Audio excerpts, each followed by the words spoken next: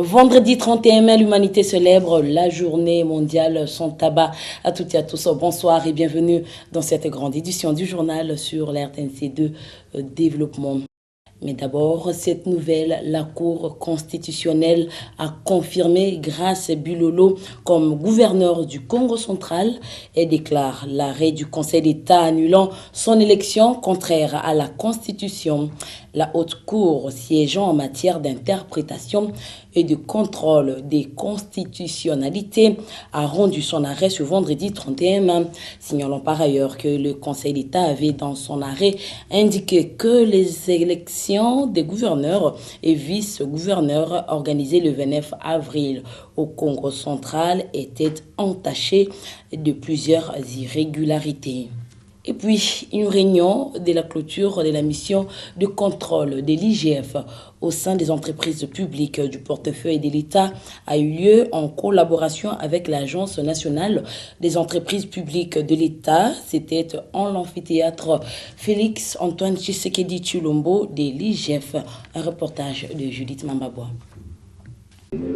Sur invitation conjointe Association nationale des entreprises et établissements publics ANEP et l'IGF, les mandataires publics des entreprises de l'État ont eu à échanger avec l'inspecteur général des finances, chef de service, M. Jules Alinguete, sur la fin de mission d'encadrement de l'IGF dans les entreprises de l'État. Le chef de service de l'IGF a motivé cette décision par l'impératif d'accompagnement par l'IGF des régies financières dans la mobilisation de recettes pour le nouveau gouvernement. L'IGF va déployer presque la totalité de ses inspecteurs dans la lutte contre la fraude fiscale et douanière ainsi que l'écoulage de recettes publiques. Nous avions tenu à faire cette réunion avec tous les mandataires publics où l'inspection générale des finances était en mission d'encadrement pour les informer officiellement de la fin des missions d'encadrement qui étaient diligentées auprès de leurs entités respectives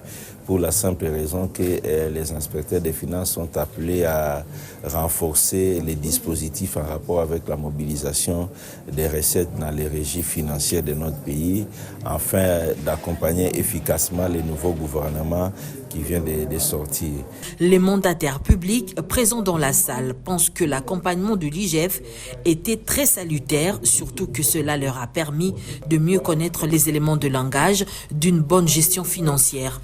La plupart estiment que l'IGF avait un rôle d'un parapluie. Sa mission d'encadrement des recettes ont vraiment aidé les pays à devenir ce que nous sommes en train de vivre aujourd'hui, comme l'inspecteur chef de service l'a dit. Ça a été vraiment un vrai parapluie, comme les autres l'ont dit, et on espère qu'avec les recommandations, ça pourra toujours nous servir pour qu'on se justifie lorsqu'on a un petit peu de pression. Revenant sur les conseils que vous venez de nous prodiguer, monsieur l'inspecteur de l'IGF, je voudrais que vous puissiez être toujours ces parapluies. C'est pour éviter qu'on fasse un éternel recommencement. Monsieur l'inspecteur général de finances, Jules Alinguete, a devant ses mandataires insisté que ces entités publiques qui connaissent aujourd'hui un redressement ne doivent plus sombrer, mais plutôt à inviter ses hôtes à intérioriser la volonté politique du chef de l'État, Félix Antoine Tshisekedi, celle d'implémenter la bonne gouvernance.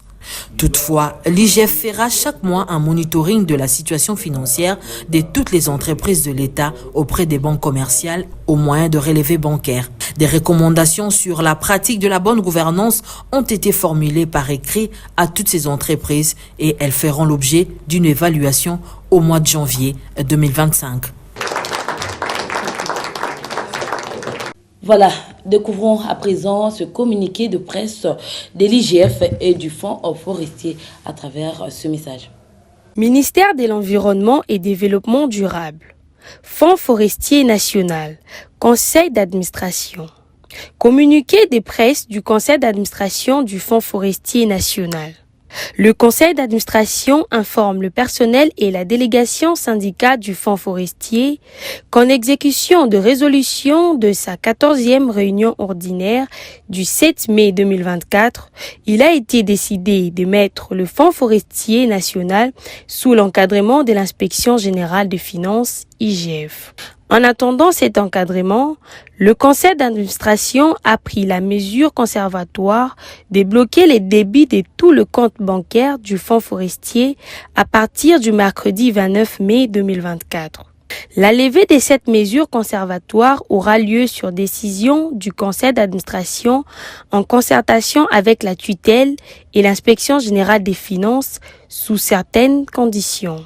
Toutes ces résolutions et mesures sont prises dans l'intérêt du Fonds forestier national, de son personnel, de la nation et pour matérialiser la promesse du chef de l'État, son Excellence Félix Antoine Tshisekedi, de préserver les forêts de la RDC, pays solution pour lutter contre le réchauffement climatique. Ainsi, contrairement aux informations qui circulent, les débits des comptes bloqués seront autorisés pour les dépenses visées et autorisées par l'IGF relatives notamment au paiement des salaires et autres avantages du personnel. Par ailleurs, le conseil d'administration procédera à partir du 15 juin 2024 au contrôle et à l'identification de tous les assujettis au fonds forestier ainsi que le bénéficiaire des financements du Fonds forestier national dans le cadre de projets de reboisement. Enfin, le conseil d'administration félicite la ministre d'État, son Excellence Madame Eve Bazaïba, ainsi que la ministre déléguée à l'environnement, Madame Stéphanie Mbombo, pour leur nomination au sein du gouvernement dirigé par son Excellence Madame Judith Suminwa Tuluka, Première ministre. Fait à Kinshasa le 30 mai 2024 pour le conseil d'administration, Rigobert Koutou-Mwana Koutou, président du conseil d'administration. Je le disais donc à l'ouverture de ce journal, l'humanité célèbre aujourd'hui, 31 mai, la journée mondiale sans tabac. La République démocratique du Congo, à travers son programme national de lutte contre le tabac, a organisé une journée de réflexion. L'activité s'est déroulée à l'Institut national professionnel de santé publique dans la commune de Kassavobo. Reportage Jacques Mozingal. L'adolescent est aujourd'hui exposé à plusieurs comportements et la majorité de fumeurs l'apprennent dès leur adolescence. Les thèmes de cette année est évocateur. Selon les derniers rapports de l'OMS, l'épidémie du tabagisme est l'une des plus graves menaces sur la santé publique mondiale avec plus de 8 millions de morts chaque année. Si ces 8 millions, 7 millions sont dus à la consommation directe de tabac et le reste sont non-fumeurs involontairement exposés à la fumée du tabac. L'industrie du tabac utilise plusieurs astuces pour nous piéger à consommer du tabac et ses dérivés. Chères autorités, chers parents, veuillez nous protéger par des lois et des mesures fortes contre tout parrainage, toute promotion et toute publicité en faveur du tabac et de ses dérivés. Le tabac avec ses dérivés ont 4000 substances toxiques responsables de maladies graves et chroniques, donc 69 d'elles sont cancérigènes. Au niveau du ministère, il y a le cadre climatique. Il y a eu des changements que j'ai énumérés au niveau de loi et certains éléments de la loi qui permettent au programme notamment d'agir. Il y a eu aussi, entre autres, comme je l'ai dit un peu plus tôt aujourd'hui, de dispositifs qui permettent de sécuriser certains environnements, notamment l'environnement des jeunes, que ces environnements soient sans tabac. Dans le monde entier, le tabagisme est la principale cause de décès évitable et un facteur de risque majeur de maladies non transmissibles telles que les maladies respiratoires chroniques, le cancer, le diabète et les maladies cardiaques. Selon un rapport de la Banque mondiale, l'industrie du tabac cible fréquemment les jeunes de pays à faible revenu avec ses publicités. Au Congo, plus de 324 000 enfants consomment le tabac chaque jour. Ces statistiques soulignent le besoin urgent des politiques visant à protéger les jeunes des tactiques de l'industrie du tabac et à réduire la mortalité et la morbidité liées au tabagisme. D'une journée à une autre, l'humanité célèbre le 1er juin la journée internationale du lait, qui est un liquide sécrété par les glandes mammaires de la femme et des femelles de mammifères. La dite journée a été initiée par l'ONU, plus précisément par le Fonds des Nations Unies pour l'alimentation et l'agriculture. Cette journée vise à sensibiliser le public sur l'apport du lait dans l'organisme humain. Sarah Tundu et Grace Bangala ont rencontré un médecin à travers ce reportage. Initiée par le Fonds des Nations Unies pour l'alimentation et l'agriculture, cette journée mondiale du lait est célébrée le 1er juin de chaque année. Cet aliment est reconnu pour son importance au niveau mondial. Il est consommé par toute personne à différents âges, nourrissants, enfants, adolescents, jeunes et vieux. Cette journée de lait est commémorée dans le seul but de favoriser une prise de conscience des bienfaits de cet or blanc qui est le lait. Elle est très peu médiatisée ici chez nous, sauf dans les pays où nous trouvons des organisations professionnelles laitières. Au cours de cette célébration, il est question de mettre en avant et découvrir toutes les caractéristiques du lait.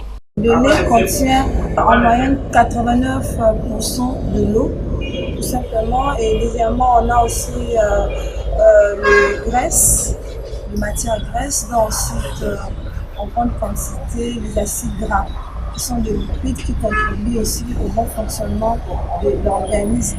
Parce que dans les graisses, on a le bon cholestérol qui nous empêche à développer certaines maladies, donc parmi les maladies cardiovasculaires que nous venons de citer. On a également les vitamines solubles, ensuite la vitamine A qui nous aide pour les yeux, la vitamine D, la vitamine E, la vitamine K qui permet le maintien des os ou la santé des os. On a également, hormis les matières grasses, on a les protéines en grande quantité et riches qui permet la croissance cellulaire beaucoup plus indiquée chez les enfants et les personnes âgées mais malades. On a également les minéraux, donc parmi les minéraux aussi le calcium qui est riche et puissant pour le maintien et la santé des os. Ça évite les risques de développer une ostéoporose comme nous avons dit chez les vieillards. On a également le phosphore qui permet la force ou la santé dentaire, on a parlé de ça, et également la force des os. On a également le sélénium qui est un antioxydant. Donc, on comprend que dans le lait, il y a aussi un facteur d'anti-stress parce qu'il y a l'antioxydant, ça déstresse en fait.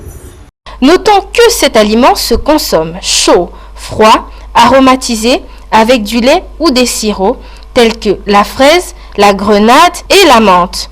On peut l'ajouter dans les céréales au petit déjeuner. Il se vend partout et est à la portée de toutes les bourses. On change des chapitres. La sortie du gouvernement au Souminois intéresse plus d'un Congolais comme M. Kassongo Munganga qui félicite le président de la République Félix-Antoine Tshisekedi Tshilombo pour l'augmentation du nombre de femmes dans ce nouveau gouvernement. Suivez ces propos recueillis par Deonzonga. J'adresse toutes mes félicitations et remerciements patriotiques et profonds au président de la République, Félix-Antoine Tshisekedi Tshilombo, à son premier ministre Soumina Toulouka et à Mwanabute Okisenkabouya, les coordonnateurs de l'Union sacrée, qui ont souffert justement pour essayer de contenter tout le monde pour faire ce gouvernement, et justement qui a répondu aux exigences du président de la République, à savoir l'équilibre géographique, la représentation de nos provinces, et puis la prise en compte du genre. Vous voyez qu'il y a plus de 19 femmes au gouvernement, ce qui n'a jamais été. Et également même, il a associé même l'opposition, mais les gens qui ont vraiment de bonnes idées, comme il y a notre frère Constant Moutamba qui critiquait la justice. Il lui a donné la justice que voilà, applique tout ce que tu demandais pour la bonne marche de notre justice dans les pays. Je dois donner aussi des bons conseils, ce n'est pas des recommandations, mais des conseils pour que tout ça marche très bien. Ils ne doivent pas oublier ceux qui les ont aidés dans les premières heures. Donc, il y a d'abord l'UDPS qui était le président pour la conquête du pouvoir, mais l'UDPS a été aidé par l'INC de Caméré, puis par l'AFDC de Bahat Lukwebo, le professeur Bahat Lukwebo, pour le déboulonnement du FCC de Kabylie. Nous tous, nous devons soutenir le président de la République pour que, justement avec ce gouvernement, il puisse réaliser son rêve de faire de notre pays l'Allemagne d'Afrique. Faites attention avec les belles bichiki, les touboy, parce que celui qui vous dit que la route est bonne, alors qu'il y a un lion là-bas, c'est quelqu'un qui vous trahit beaucoup. Et puis dans le cadre de ses activités parlementaires, l'honorable André Kongolo a visité les routes de la commune de Kasavubu, sa circonscription électorale, pour se rendre compte de ces infrastructures qui se détériorent au jour le jour. Plus d'explications dans cet élément de Raphaël Kibambe. L'élu de Kasavubu, le député provincial André Kongolo, a fait une descente sur le terrain dans sa circonscription électorale dans le but de s'enquérir de l'état des infrastructures de la commune de Kasavubu. Après cette visite des différentes routes de cette municipalité, à savoir Rond-Point Force, Gambela, Victoire, Éthiopie, l'honorable Kongolo a fait un constat amer. Dans sa tournée, il s'est rendu à l'OVD pour prendre langue avec les autorités de cette entreprise de l'État. En ce qui concerne de routes, je cite ici Rond-Point Force, Gambela, Rond-Point, Éthiopie aussi Victoire. Ce qui les empêche pour lancer les travaux, c'est les financements. Une fois qu'ils sont en possession des financements, les travaux vont commencer. J'en profite pour demander à tous les Kassavas qu'ils soient calmes. Je suis là sur le terrain en train de travailler pour eux, pour que la commune de Kasavubu puisse revenir comme elle était bien avant. Nous avons échangé avec le DG. Ce qu'il nous a dit dans un premier temps qu'il pourra faire pour nous, c'est assainir le rond-point Force. D'ici là, les travaux vont commencer en ce qui concerne l'assainissement. Il a apaisé la population par cette visite, signalant que la situation sera décantée et la commune retrouvera sa belle robe d'antan, car il s'y met pour la rendre propre, telle que le veut la population. Le député honoraire Omer Egwake poursuit sa tournée de réarmement en morale à travers la ville-province Kinshasa. Il s'est entretenu le jeudi avec sa base du quartier Yolo dans la commune de Kalamou. L'objectif est de sensibiliser les Kinoises et Kinois à se ranger derrière le chef de l'État à travers son regroupement politique AAAP. Georges Kissapindo pour d'autres précisions.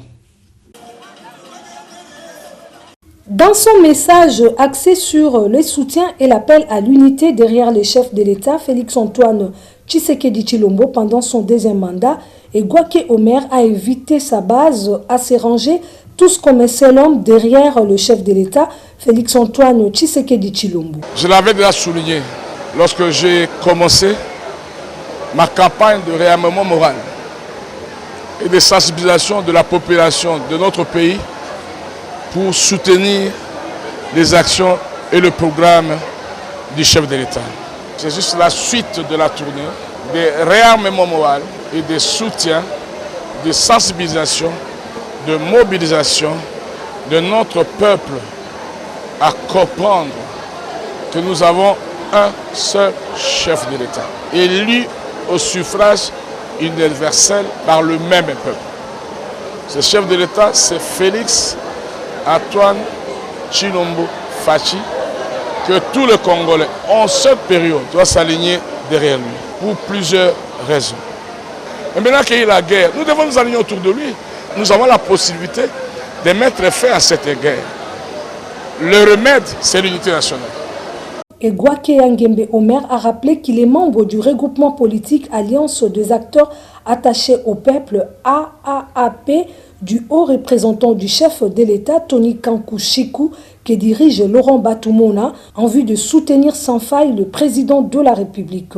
Il a souligné que les différents voyages effectués par les chefs de l'État sont faits pour chercher des solutions aux problèmes qui gangrènent la République démocratique du Congo, notamment la réinstauration de la paix avec la situation sécuritaire à l'est du pays. Soutenir les chefs de l'État avant, pendant et après les élections restent les mots-clés d'Egwake Yangembe Omer, membre du parti politique ABC du professeur Michel Bongongo.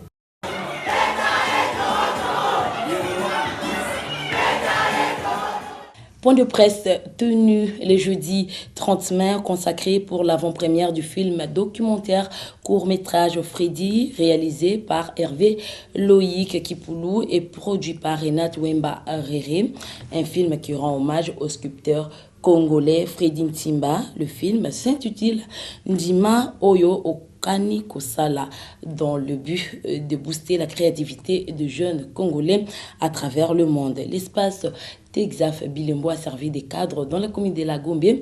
Un reportage de Seth Ndosimao et de Nadia Okako. Tout a commencé par une prise de photos tour à tour aux invités présents à cet événement spécial. Surtout, une première dans la carrière du jeune réalisateur autodidacte, passionné du 7e art, documentariste de la nouvelle génération. Par ailleurs, viendra le moment tant attendu de la projection du film documentaire court-métrage Freddy pour l'avant-première réalisée en Lingala par Hervé Loïc Kipoulou et produit par Renat Wembo Rere, passionné de l'art et de la culture, dans un film intitulé Ndimela Oyo Okani Kosala en français, crois en tes rêves, en vue de rendre hommage au sculpteur congolais Freddy Ntimba. Ce film a été réalisé 4 années de travail et le résultat pour moi est énorme. Et je suis sûr que montrer ce film même aux jeunes enfants de 3, 4, 5 ans, ils sont fiers d'écouter parce qu'on n'oublie pas, tous nos enfants maintenant parlent français. Nous à l'époque on parlait Sika, c'était Lingala, la langue, il fallait apprendre le Lingala, avant c'était autre chose. Mais on a fini par oublier ça. Maintenant l'enfant qui ne parle pas français, il est même blâmé. Même les enfants de la rue, ils parlent tous français. Ils oublient même les Lingala. Pourquoi alors ne pas faire quelque chose dans ce sens-là? Donc ils ont réussi à le faire. Si on fait quelque chose, il faut le faire avec amour et ne jamais se décourager parce qu'on n'a pas réussi à avoir des moyens suffisants. Les moyens, ça viendra toujours. Mais comment ça va par faire mieux son travail? Après un moment de questions-réponses devant les chevaliers de la plume, Hervé Loïc Kipoulou, réalisateur du film, s'est exprimé en ces termes. J'ai eu un ouf quand certaines personnes présentes dans la salle m'ont dit que le film était émouvant et ils ont ressenti cette dose d'émotion que j'ai voulu mettre dans le film. En une phrase pour les jeunes comme moi, je dirais, il y a de ces rêves qui se réalisent que quand on se prive du sommeil. Comme une pièce de monnaie et ses deux facettes, le quotidien de Freddy est partagé entre vie privée et quête d'inspiration et matière première par son art. Un pied dans sa vie de famille et l'autre dans son univers artistique. Freddy se dévoile à nous comme un artiste dont les prouesses sont louées ailleurs, mais reste peu connu dans son pays. Il est hors pair par l'excellence de son travail et nommé chevalier des arts et des lettres par l'ambassadeur de la France en RDC. Parlons sport, en karaté, à l'entente urbaine de Tchango. Le vice-président de cette entité, Doudou Mawai, revient sur les raisons à la base de l'arrêt brusque du championnat dimanche passé et rassure les amoureux de cet art martial. On l'écoute plus tôt dans ce reportage. Oui, effectivement, nous avons démarré le championnat de l'entente de Tchango depuis hier samedi. Tout s'est passé normalement. Il s'est fait qu'aujourd'hui, c'était la suite et on devrait aussi clôturer aujourd'hui. C'était un petit problème logistique que nous avons dû arrêter, mais la continuité c'est pour le dimanche prochain, ça c'est sans faute et on va clôturer. Donc voilà, je suis entouré de DT de l'entente, président des arbitres et des autres collègues aussi, qui sont dans l'équipe d'organisation. Donc dimanche prochain c'est sans faute, on continue et on termine. Donc nous leur demandons d'être le dimanche prochain à temps, suffisamment à temps parce que si on n'a pas pu terminer aujourd'hui, le dimanche prochain, absolument nous clôturons. Donc qu'ils soient là. Très matinal, nous pensons qu'à 9h, les gens pourront commencer et pour enfin terminer le même jour. Voilà, madame, monsieur, place à présent à la lecture des journaux parus cette matinée à travers la capitale dans une sélection et commentaires de Chris Pengoïka Kinza. Revue de presse.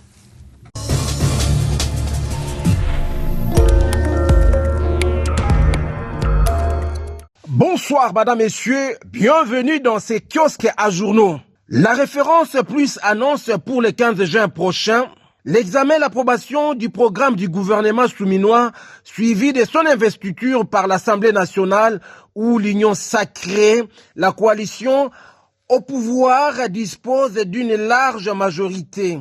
Autre dossier sur l'agenda de la Chambre basse du Parlement, l'avenir judiciaire de Kazadi et Robota entre les mains de l'Assemblée nationale, constate Info 27. C'est le sort des deux députés anciens ministres, Nicolas Kazadi, ex-ministre des Finances, et François Robota, ex-ministre du Développement rural, sont sous le collimateur de la justice, note les tabloïds. La justice qui demande l'autorisation de lancer des poursuites contre les deux personnalités soupçonnées d'avoir détourné des fonds publics en surfacturant les coûts des forages, écrit les confrères. Mercredi, l'Assemblée nationale a mis en place une commission qui va devoir trancher sur le sort de François Robota et Nicolas Kazadi. Sur un autre registre, les phares s'intéressent à la situation sécuritaire toujours volatile dans la province du Nord Kivu dans l'est du pays. Saké, la coalition RDF M23 stoppée par le FARDC, titre le quotidien quinois. Le M23 soutenu par l'armée rwandaise a déclenché les hostilités hier jeudi 30 mai 2024 aux premières heures de la matinée, fait savoir les confrères. Les groupes rebelles ont attaqué les positions de FARDC et des cibles citoyens pour faire tomber la cité de Saké. En dépit des bombardements répétés et des tirs à l'arme lourde, les éléments de l'armée congolaise ont tenu bon avec le concours des troupes de la SADC, rapporte les phares. Terminons cette revue de presse, madame, messieurs, avec les phares qui écrit dans ses colonnes intérieures Mouyayaba campagne pour la redevance audiovisuelle. Après avoir échangé avec le directeur général de la Régie des eaux de la SNEL sur la redevance en rapport avec la radio-télévision nationale congolaise, la RTNC, le mercredi 29 mai dernier, souligne les confrères, le ministre de la Communication et Médias, Patrick Mouyaya, a reçu le télédistributeur opérant en RDC pour échanger autour du même sujet. C'est référent à la 135e réunion du Conseil des ministres tenu le jeudi 16 mai 2024, les patrons des médias s'activent avec toutes les parties concernées sur ces dossiers pour présenter un rapport complet au président de la République Félix Tshisekedi lors de la première réunion du Conseil des ministres du gouvernement souminois. C'est tout pour cette revue de presse, madame, messieurs. Merci d'avoir suivi. Au revoir.